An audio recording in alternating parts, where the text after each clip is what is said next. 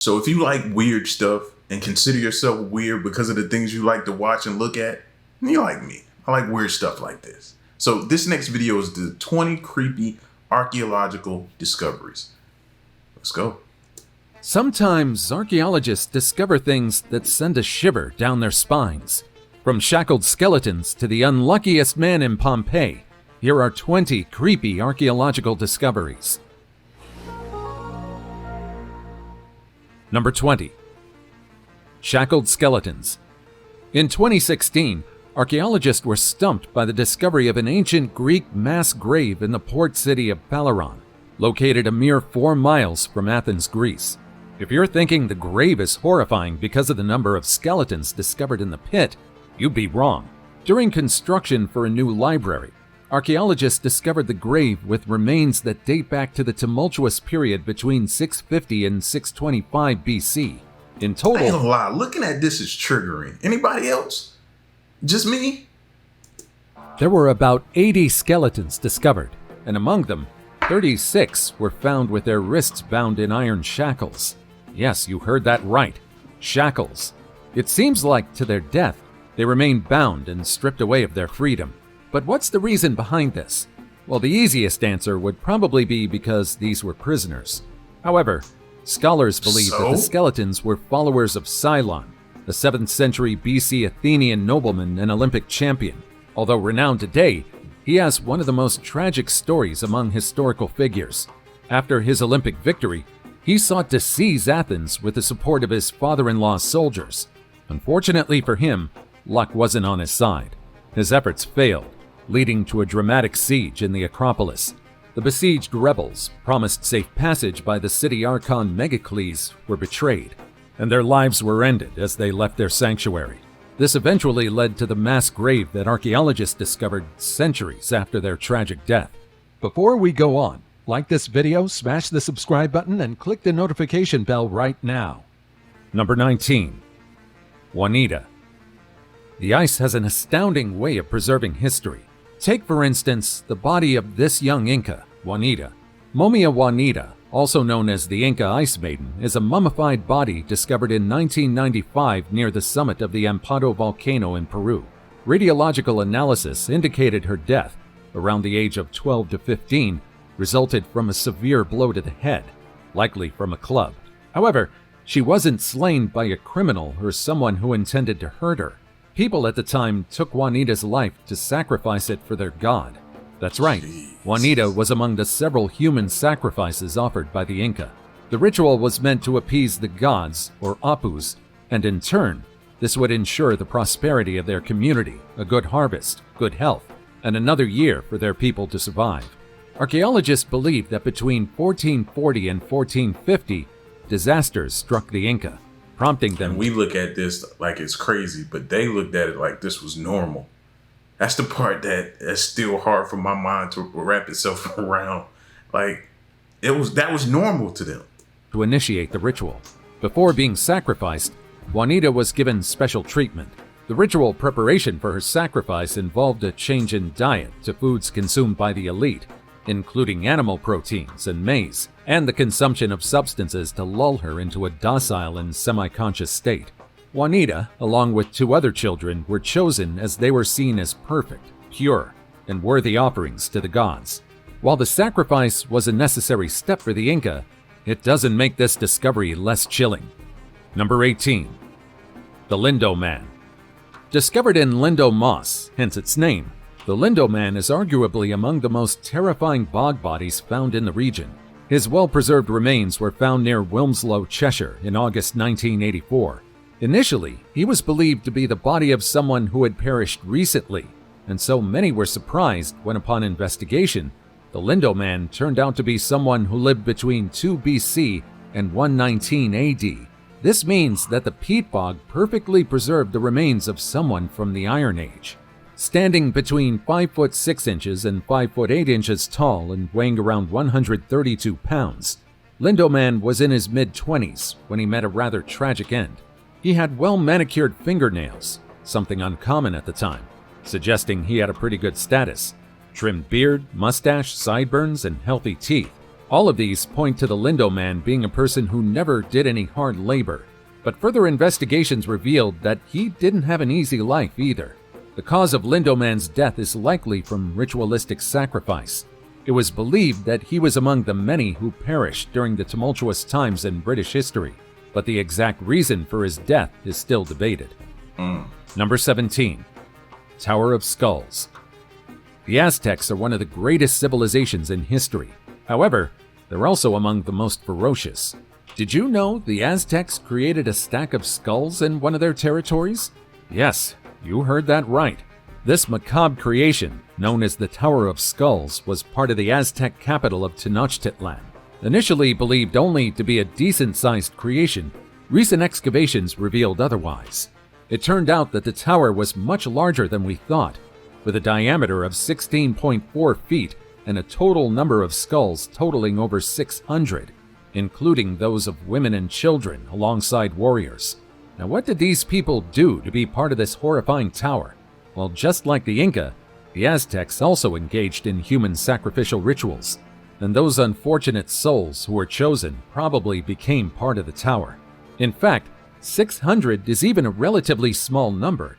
After all, the Aztecs kept 20,000 prisoners of war during the dedication of the new temple in 1487, and there might be more bizarre skull and bone arrangements in the temple. Again, while we view this tower as something grisly, people at the time believed that the construction of this tower was absolutely necessary. This tower kept the gods alive, preventing the destruction of the universe. Number 16. Skeletons of the Rubin Lake. The Rubin Lake, nestled in the Indian Himalayas, looks like an ordinary body of water. However, if you peer into it, you'll notice something bizarre. The frozen lake, despite looking ordinary, is filled with hundreds of skeletons, earning it the nickname Skeleton Lake. But how did these poor remains end up in this frozen lake? Well, that's what scientists and historians are trying to unravel. Recent genetic analyses have revealed that the individuals belong to 3 genetically distinct groups, suggesting diverse origins. The reason why they ended up on the mountain 16,500 feet above sea level is another question. Archaeologists believe that the remains belong to an Indian king, his wife, and their attendants. Tragically, all of them perished in a blizzard some 870 years ago.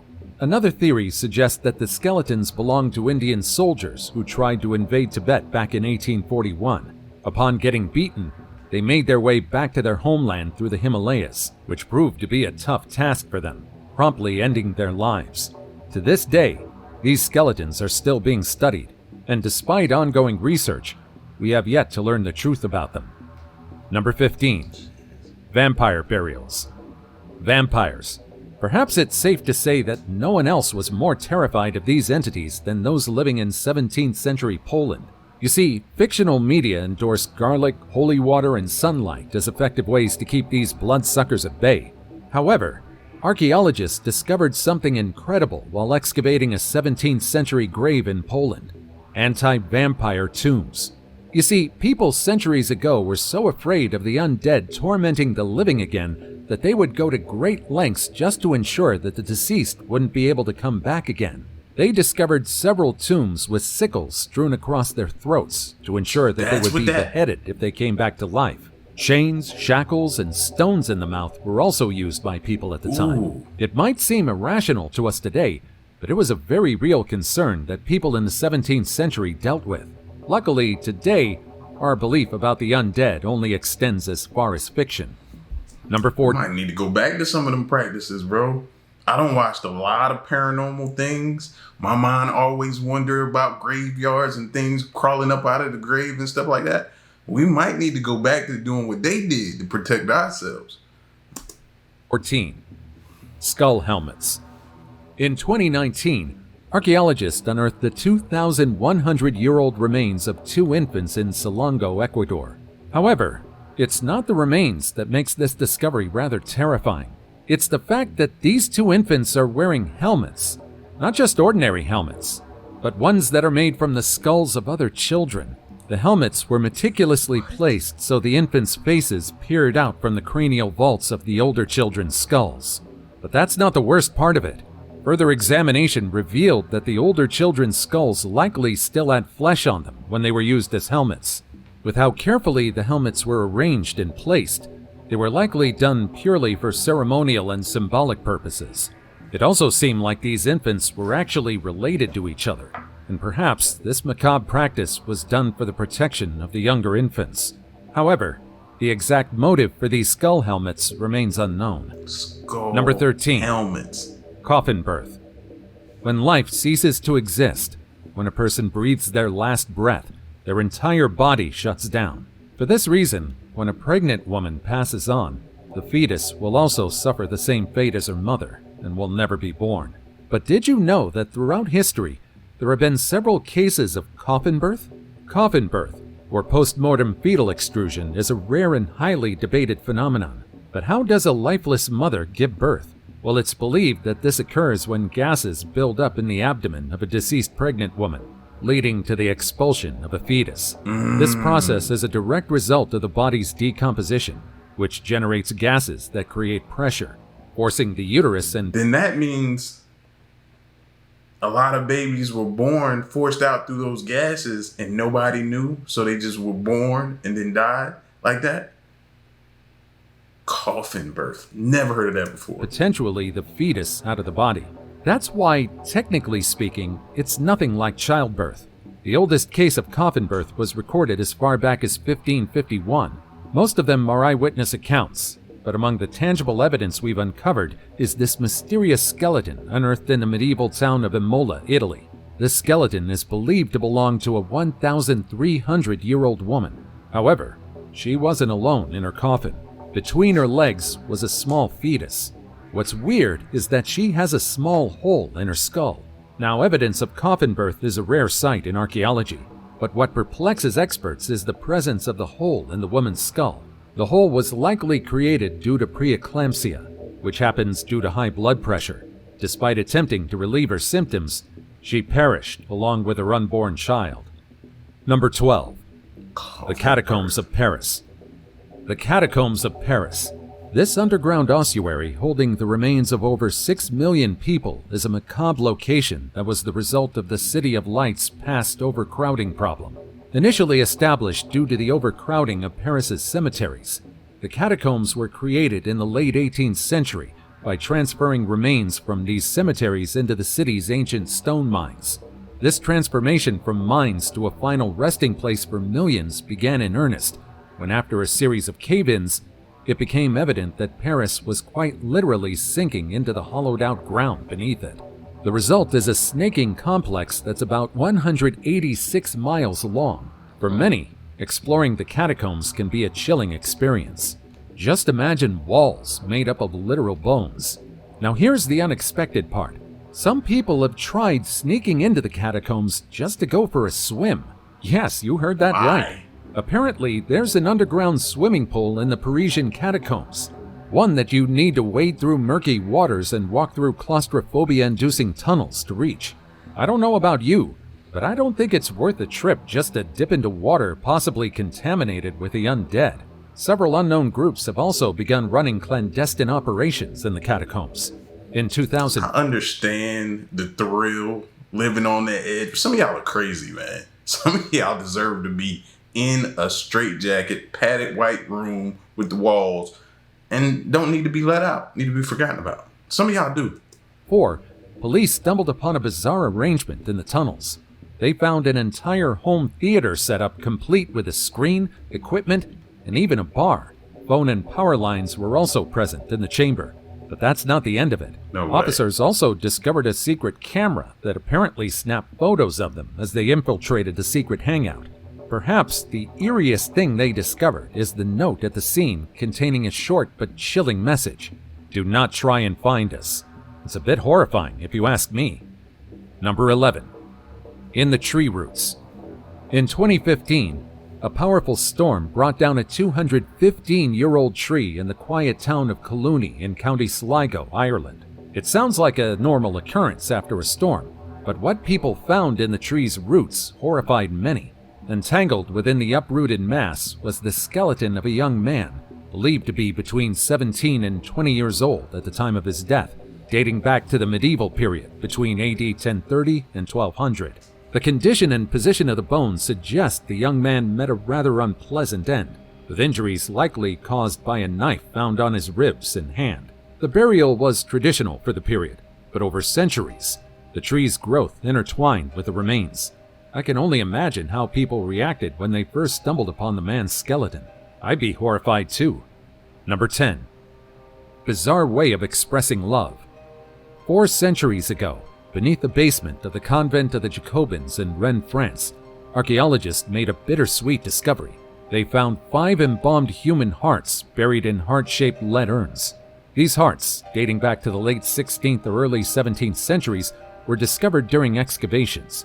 Preserving these organs allowed modern scientists to use medical imaging techniques to peer inside, revealing details about the chambers, valves, arteries, and even signs of diseases like atherosclerosis in some of the hearts. One of the hearts was identified as belonging to Toussaint Perriand, Knight of Brefalac, through an inscription on its urn. You see, it was common at the time to be buried with the heart of a spouse. Now it might seem macabre, but it's also a little romantic. Now, on the less romantic side of things, scientists discovered signs of present-day heart conditions such as plaque and atherosclerosis in the hearts inside the urns. Only one heart showed no signs of disease. Now, this is probably among the weirdest ways we deal with grief and death. Yes. Number 9. The Knife-Armed Man. This is most likely the coolest and scariest skeleton we've ever discovered. In 2018, archaeologists announced the discovery of a 1,500-year-old skeleton of a man who lived a tragic life. 1,500 years ago, this man received a single blow, and his right hand was severed. Most people would have succumbed to blood loss or infection, but this man survived, and in place of his lost hand, he decided to wield a knife, which earned him the nickname Knife-Armed Man. When archaeologists discovered his skeleton, the man's severed bones were already healed, but a long knife was buckled to his arm with leather straps. So this is where they got the idea for Candyman from? Instead of a knife, he used a hook. So that's where they got Candyman from? And I think one of Chucky movies, his hand got cut off and then he stuck a knife in there and wrapped it up and used the knife. So this is where they be getting some of their ideas from. 200 fellow Italian skeletons and 1 headless horse were also discovered in the same place where the knife-armed man was interred. Rather than be horrified, archaeologists felt touched upon learning the story of this weird-limbed man. It's hard to survive wounds during his time, and yet, not only did the knife-armed man survive, he thrived despite losing one of his hands. That's saying a lot, especially because he lived during the pre-antibiotic era. Subsequent research revealed that the man was already in his late 40s, which is a personal triumph considering the condition he was given. It's truly astounding what science allows us to discover. Studies of the skeleton also revealed one small detail about the man that could have gone unnoticed otherwise. Dental analysis of the knife-armed man showed that one of the man's upper incisors was worn down significantly compared to the surrounding teeth. This means that rather than chewing, it was used for something else, like, say, tightening the straps on his prosthetic. It seems that after losing his hand, he remained alone and independent. These small details make me wonder just how he lived and how interesting or hard his life was after he lost his arm. Number 8. The Sacrificial Pits of Shimao. Located in modern-day Shanxi province, the Shimao site was once a major fortified city, sprawling over 77.37 miles, making it one of the largest prehistoric sites in China. Archaeologists have also found a wealth of artifacts in this location, including jade objects, pottery, and stone tools, alongside human remains that bear the marks of ritual sacrifices. These findings suggest that the people of Shimao engaged in complex ceremonial practices, possibly to appease deities or ancestors, ensure a bountiful harvest, or protect the city from natural disasters or enemies. The way this site was discovered is quite interesting. For decades, the locals believed that there wasn't anything important in the blown hills of China's lowest plateau. It's filled with crumbling rock walls, but that's about it. However, looters began finding small pieces of jade, blades, and scepters. It was then that they realized that something significant might be hidden in the ruins. It turned out that in this seemingly barren area is a sanctum filled with painted murals, jade artifacts, and horrifying signs of human sacrifice. Yes, you heard that right. Human sacrifice. Just like most civilizations, the people who lived in Shimao have most likely sacrificed these lives for the sake of peaceful living. This is in consideration that they are located in what's supposed to be a danger zone. Number 7. Headless Vikings. In 2009, workers doing construction on a road near Weymouth discovered a mass grave. It's not an ordinary one, but one that contains the remains of 50 young men. Subsequent research revealed that all of them lived during the Viking Age, around the late 9th to early 11th century. Now that's nothing particularly bizarre. It's the fact that these remains are all headless. Who were these men, and why were they decapitated? Research and forensic analysis revealed that these were likely Vikings, invaders from Scandinavia who raided and settled across parts of Europe, including England. The evidence suggests that these men experienced significant suffering in their deaths due to being defeated in battle. Archaeologists also shared that the way these men were buried, without their heads and in a mass grave, suggests they were not given a proper burial. This points to the possibility that they were considered enemies or outcasts by the local population. Number 6. Ghost in a Tablet.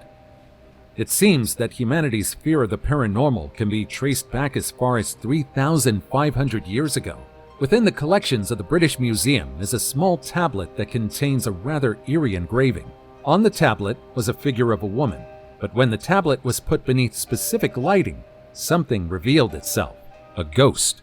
This seemingly ordinary tablet shows a ghost being led to the afterlife by a woman. But what does this mean? A ghost or a prisoner? Don't it look like his hands is tied together? Like he bound it together? Yeah, no.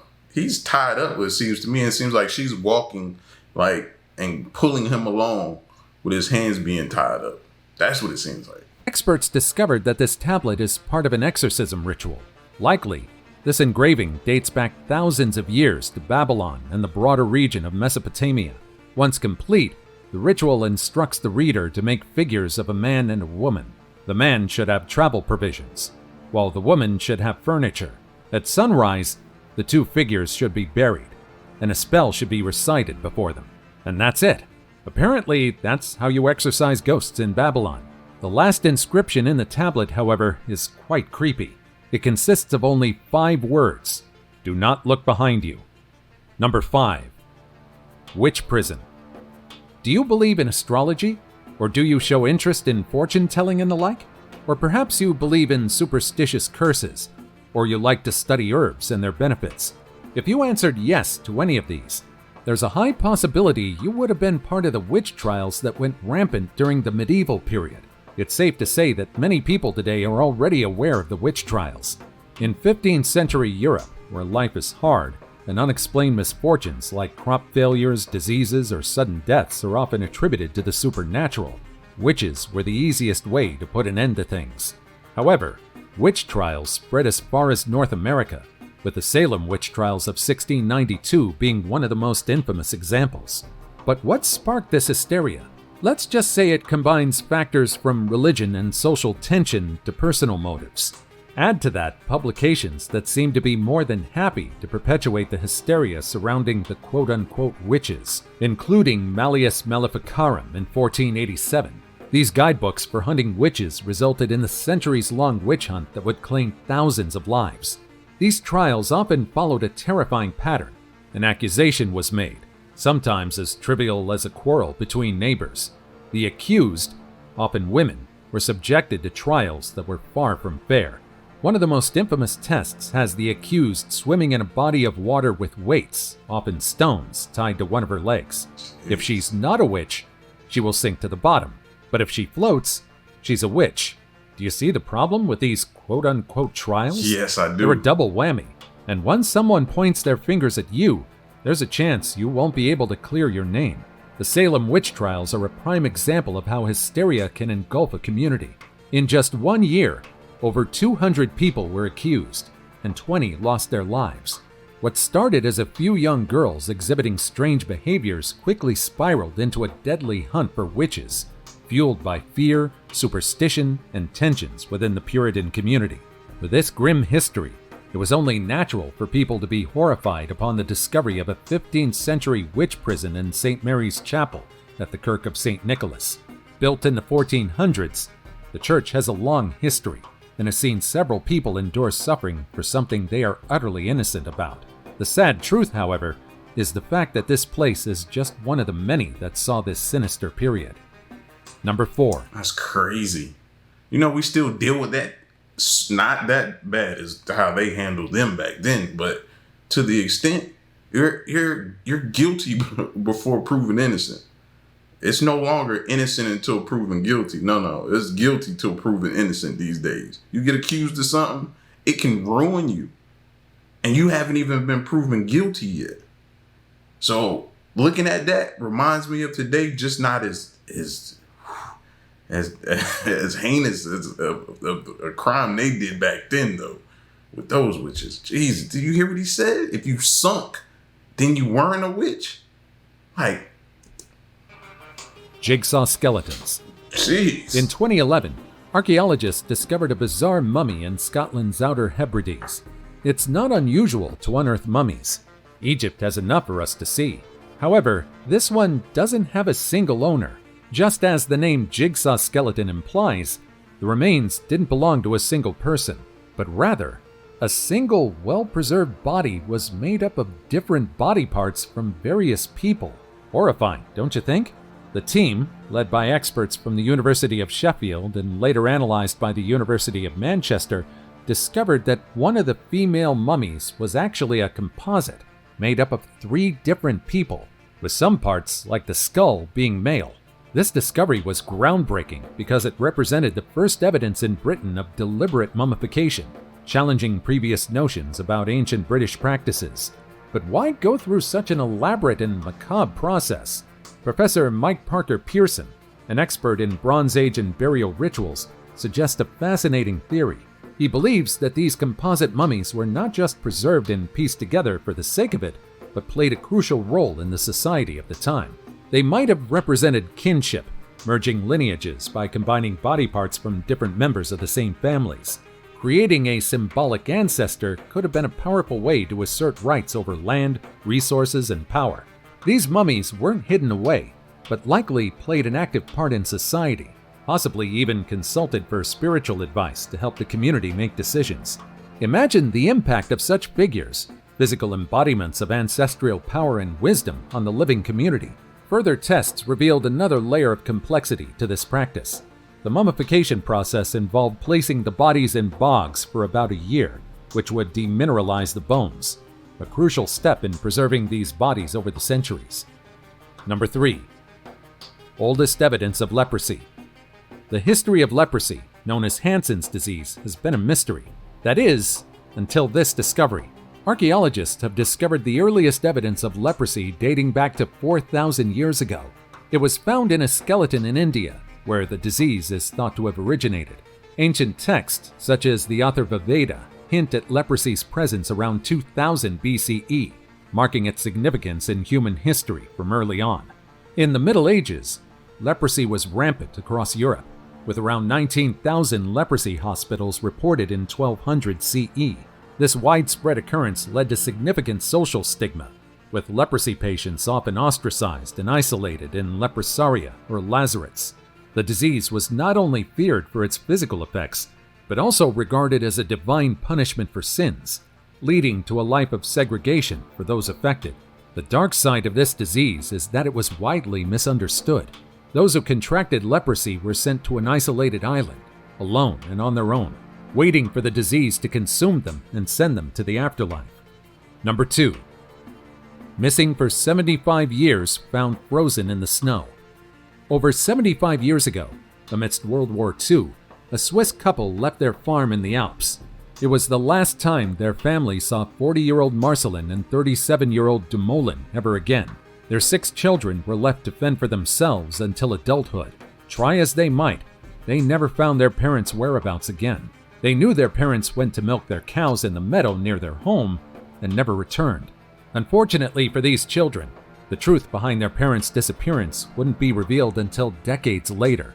Workers found 2 bodies frozen during routine maintenance for a ski resort in the area about 8,500 feet above sea level.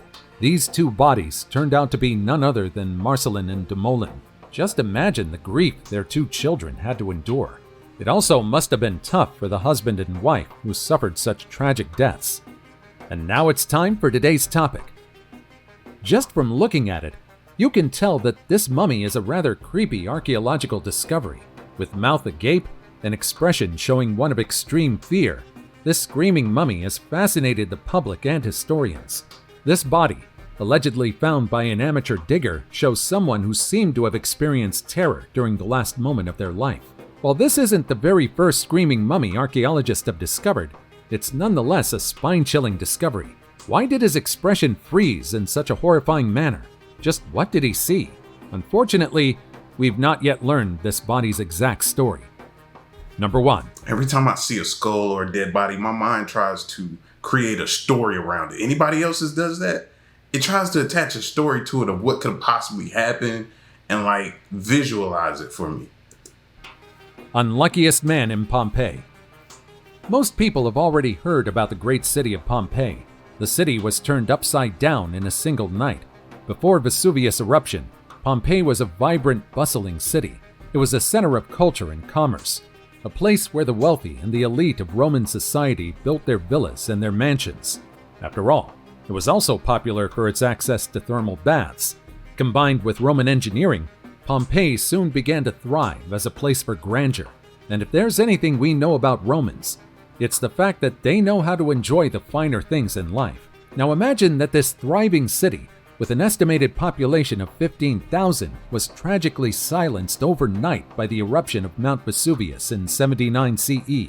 The volcanic ash and pumice that buried the city acted as a preserver, capturing the final moments of its inhabitants. However, did you know that it's not the bodies themselves we see today, but rather casts made from the voids left in the ash layers that encase them? Bodies, well, they decompose, and over the centuries, the actual remains of the people in Pompei disappeared, but they left behind the volcanic material that covered their bodies. In the 18th century, when Pompei was rediscovered, archaeologists found these voids. However, it wasn't until 1864 that Giuseppe Florelli, the director of excavations, ingeniously decided to fill these cavities with plaster to reveal the shapes of the once living residents of Pompei.